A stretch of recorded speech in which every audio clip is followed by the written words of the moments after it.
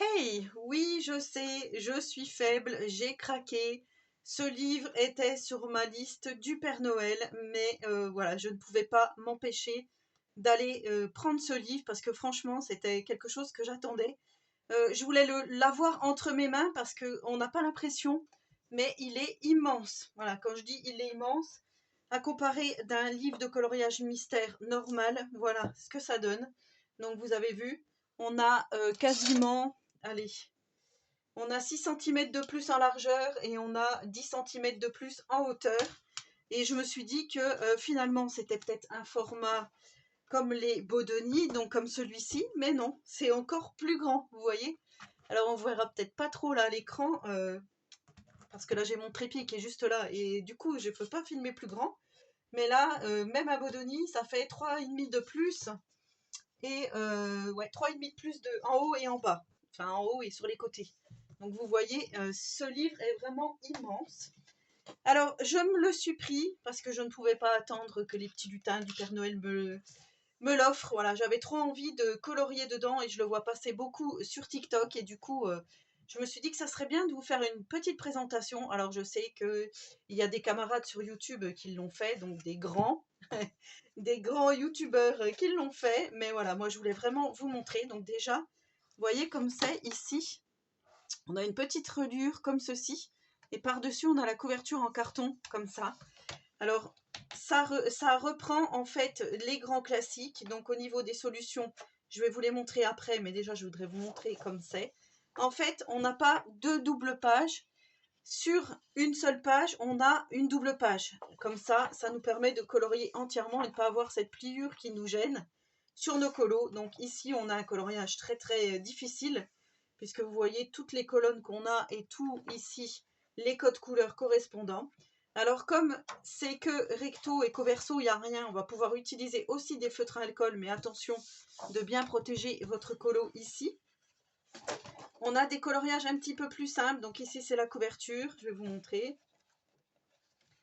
Voilà, on en a un petit peu, on va dire, avec moins de couleurs, mais ils sont quand même dans, vous voyez, dans l'ensemble, ils sont quand même assez difficiles. Donc moi, comme je fais un petit peu de coloriage mystère arrangé, je pense que je le ferai en arrangé, mais peut-être pas tous. Donc comme celui-là, vous voyez, les colonnes, ici, elles sont assez grosses. Donc là, ça va, les cases, pas les colonnes.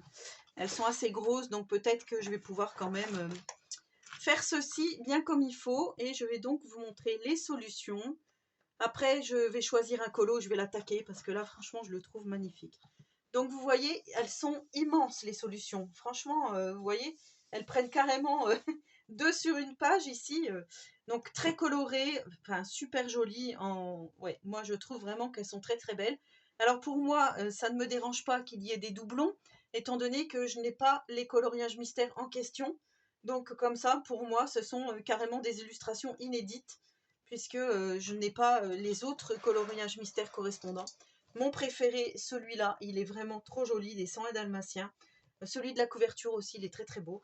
La Belle et la Bête ici, franchement, super joli. Celui-là, il est beau aussi. Après, si j'attaque un colo, j'ai envie de le finir. Donc, vous savez comment je suis. Et je me dis, si j'en attaque un, j'ai vraiment envie de le finir tout de suite. Et donc, du coup, je ne sais pas trop comment celui-ci, sur les indestructibles, il est vraiment très joli, quoi. Mérida, ici, Peter Pan, il est magnifique avec la fée Clochette.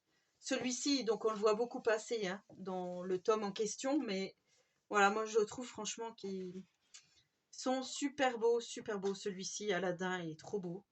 Alors celui-là, je l'ai, c'est dans les grands classiques 11, voilà, mais comme je l'ai acheté d'occasion, la personne l'avait déjà fait, donc moi je vais pouvoir le faire à mon tour.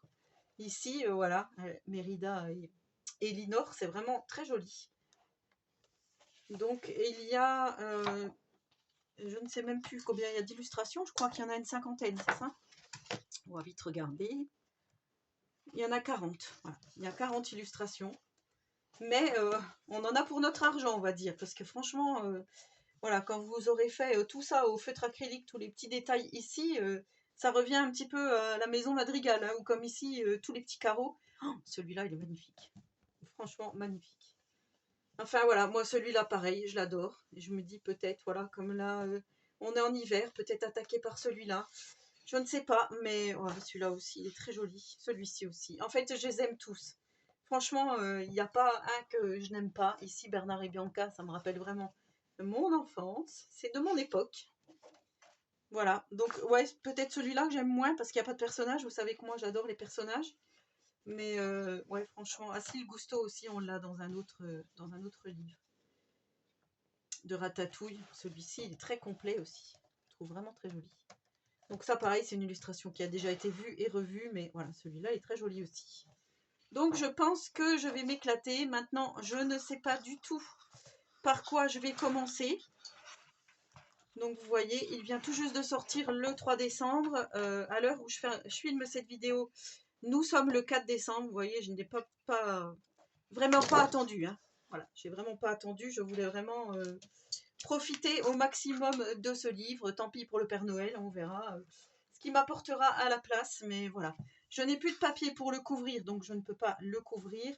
Mais moi, je suis vraiment bluffée du format, parce que oui, je le voyais passer, mais pas aussi grand, quoi. Donc là, Jérémy Mariez et Hachette Collection, ils ont vraiment fait, Hachette Heroes, ils ont vraiment fait du bon travail. Enfin, moi, je trouve qu'il est magnifique. Donc, dites-moi ce que vous en pensez. C'était vraiment une petite vidéo pour vous montrer, et voilà, pour vous montrer mon achat. Et franchement, j'ai trop hâte. Alors, je vais utiliser, comme je vous dis, des feutres à alcool. Certainement que je vais commencer par un colo au feutre à alcool, puisque je n'ai jamais fait de mystère au feutre à alcool. Après, on peut utiliser les crayons de couleur. On peut utiliser les feutres acryliques pour ceux qui adorent les feutres acryliques.